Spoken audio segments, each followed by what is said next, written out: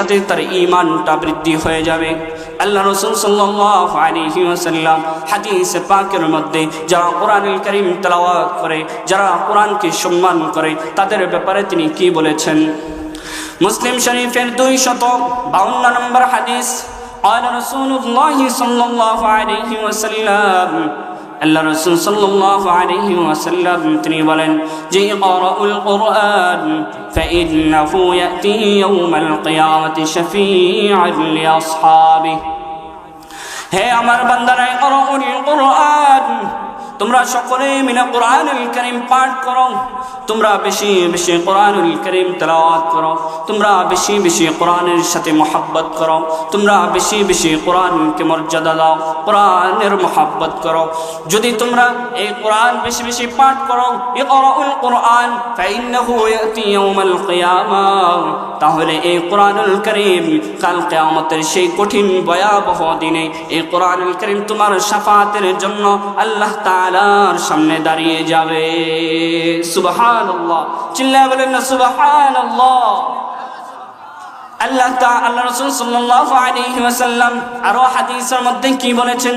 যারা কোরআনুল কারীম পাঠ করবে, যারা কোরআনের সাথে সম্মান করবে, যারা কোরআনকে মহব্বত করবে, আল্লাহ রাসূল সাল্লাল্লাহু আলাইহি ওয়াসাল্লাম মুসলিম শরীফের 253 নম্বর হাদিস, قال رسول الله صلى الله عليه وسلم يؤتى بالقرآن وأهله, কাল কিয়ামতের ময়দানে কোরআনওয়ালাকে এবং কোরআনকে ডাক দেওয়া হবে, কোরআনকে ডাক দেওয়া হবে এবং কোরআনওয়ালাকে ডাক দেওয়া হবে।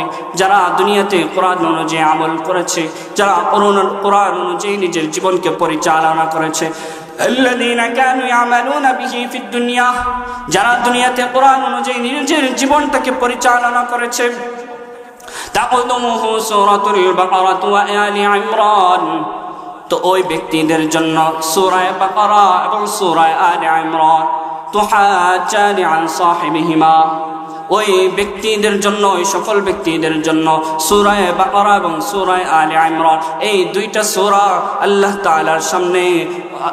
তাআলার সামনে দলিল হিসাবে দাঁড়িয়ে যাবে এবং আল্লাহ তাআলার সাথে তর্ক করতে থাকবে যে হে আল্লাহ, হে রব্বুল আলামিন, এই বান্দা এই দুনিয়াতে থাকা অবস্থায়, দুনিয়াতে সেই কঠিন মুহূর্তে সে কোরআনকে মহব্বত করেছে, কোরআনকে আঁকড়ে ধরেছে, কোরআন অনুযায়ী নিজের জীবনকে পরিচালনা করেছে, কোরআন তেলাওয়াত করেছে। কোরআন তেলাওয়াত করতে না পারলেও, কোরআনটাকে শুদ্ধভাবে ভালোভাবে পড়তে না পারলেও, যখন রাত গভীর হয়ে গিয়েছে ওই সময় কোরআনটাকে হাতে নিয়ে, ওই সময় কোরআনটাকে বুকে নিয়ে সে কোরআনকে বলেছে, কোরআন আমি তোমাকে মহব্বত করি, কিন্তু দুনিয়ার এই সমস্ত ব্যস্ততার কারণে আমি তোমাকে ভালোভাবে পড়তে পারি না। এই চিন্তা যখন তার মধ্যে আসবে, তখন ওই সূরা বাকারা, সূরা আলি ইমরান ওই দুই ব্যক্তির জন্য কাল কিয়ামতের ময়দানে সুপারিশের জন্য দাঁড়িয়ে যাবে। সুবহানাল্লাহ। শুধু তাই নয়, আল্লাহ রাসূল সাল্লাল্লাহু আলাইহি ওয়াসাল্লাম আরো কি বলেছেন?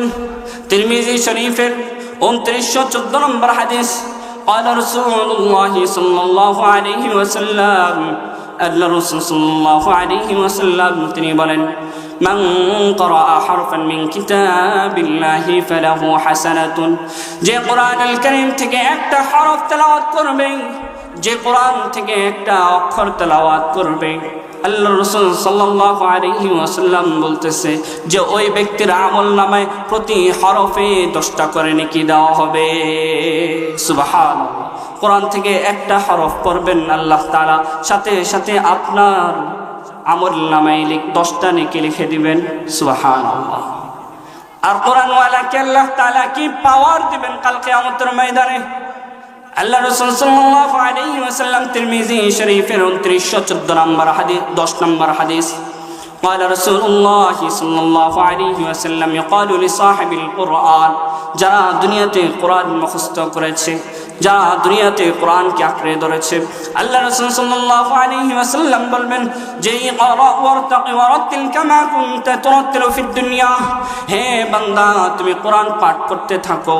কোরআন আলিফ লাম মিম, আলহামদুলিল্লাহি রাব্বিল আলামিন, আর রহমানির রহিম, মালিকি ইয়াউমিদ্দিন।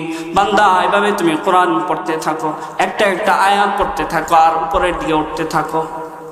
এভাবে তুমি যত পর্যন্ত পড়তে পারবা, যেখানে তুমি থেমে যাবা ওইখানেই হবে তোমার স্থান। সুবহানাল্লাহ।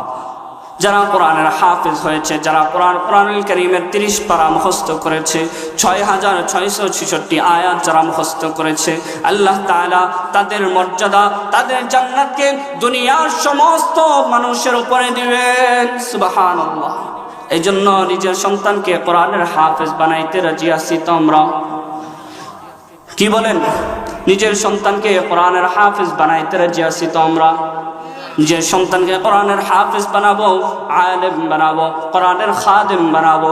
শুধু তাই নয়, আল্লাহ রাসূল সাল্লাল্লাহু আলাইহি ওয়াসাল্লাম আরেক হাদিসের মধ্যে বলেছেন যে কাল কিয়ামতের ময়দানে যারা কোরআনুল কারীম মুখস্থ করবে, যারা হাফেজে কোরআন হবে, যারা 30 পারা কোরআন মুখস্থ করেছে, ওই সকল ব্যক্তিদেরকে বলা হবে যে দুনিয়াতে যার ব্যাপারে জাহান্নাম ওয়াজিব হয়ে গেছে, দুনিয়াতে যার ব্যাপারে জাহান্নাম ওয়াজিব হয়ে গেছে, অর্থাৎ দুনিয়াতে সে শুধু ইমানদার ছিল নামে, রোজা নামাজ রোজা কিছুই করে নাই, যার ব্যাপারে জাহান্নাম ওয়াজিব, এরকম 14 জন ব্যক্তির ব্যাপারে তুমি সুপারিশ করতে পারবে। সুবহানাল্লাহ। আর যারা একটু একটু নামাজ পড়েছে, কখনো নামাজ পড়েছে, কখনো ছেড়ে দিয়েছে, কখনো গুনাহে লিপ্ত হয়েছে, আবার তওবা করেছে, এরকম লক্ষ লক্ষ মানুষ তুমি জান্নাতে নিয়ে যেতে পারবে। সুবহানাল্লাহ। কোরআন হাফেজের মর্যাদা আল্লাহ তাআলা, আল্লাহ রাসূল সাল্লাল্লাহু আলাইহি ওয়াসাল্লাম তিনি হাদিসে পাকের মধ্যে কোরআন ওয়ালাকে, কোরআনের হাফেজদেরকে, কোরআনের আলেমদেরকে এই মর্যাদা দিয়ে দিবেন। পৃথিবীর ইতিহাসে আর কোনো ধর্ম, আর কোনো বর্ণ, আর কোনো ইতিহাস, আর কোনো মতবাদ এই মর্যাদা দিতে পারে নাই। চিল্লায়া বলেন ঠিক না বেঠিক?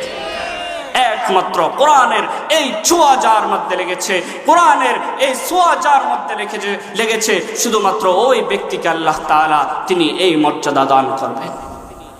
আল্লাহ তাআলা আমাদেরকে তো এমন একটা কিতাব দিয়েছে যে কোরআন, এই কিতাব ধরলেও ছোঁয়াব, এই কিতাব দেখলেও ছোঁয়াব, এই কিতাবকে সম্মান করলেও ছোঁয়াব, এই কিতাবকে যদি কেউ চিন্তা করে এটাতেও ছোঁয়াব, এই কোরআনের জন্য যদি কেউ শাহাদাত বরণ করে এটাতেও ছোঁয়াব, এই কোরআনের জন্য যা করবে সেটার মধ্যেই আল্লাহ তাআলা ছোঁয়াব রেখেছে। পৃথিবীতে আর কোনো এমন কোনো ধর্মগ্রন্থ নয়, পৃথিবীর 1400 বছর ইতিহাসে আল্লাহ রাসূল সাল্লাল্লাহু আলাইহি ওয়াসাল্লামের উপরে যে কোরআন নাযিল হয়েছে, এই কোরআন আল্লাহ তাআলা তিনি স্পষ্টভাবে পুরো কুফফার মুশরিকদেরকে তিনি চ্যালেঞ্জ করে দিয়েছে যে কোরআনের মতো একটা হরফ, একটা কোরআনের যে সবচেয়ে ছোট সূরা, এই সূরার মতো একটা সূরা তোমরা বানিয়ে নিয়ে আসো। 1400 বছর পার হয়ে গিয়েছে, আমরা চ্যালেঞ্জ করতে যাই, কিয়ামত হয়ে যাবে, যদি আবারও কিয়ামত হয় তবুও কোরআনের একটা হরফকে কেউ মিথ্যা প্রমাণিত করতে পারবে না।